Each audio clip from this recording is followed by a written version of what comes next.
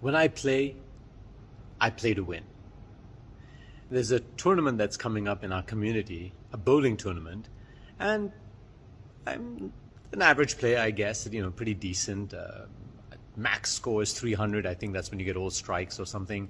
And I usually get about 100 and 20, 130, maybe 140 on a good day. But like I said, when I play to win.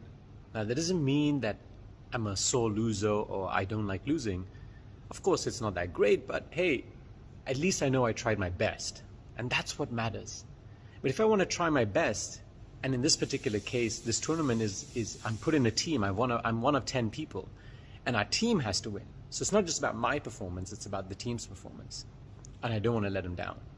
So I said, Saahil, let's not be unpredictable and go with your style of bowling, whatever that is.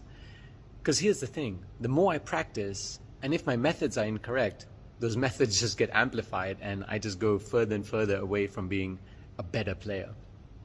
So I started doing my research and I found this amazing coach, right? She is a member of the Philippines bowling international team. And I've had just 2 lessons. In those 2 lessons, I've corrected my run up to bowl, how I hold the ball.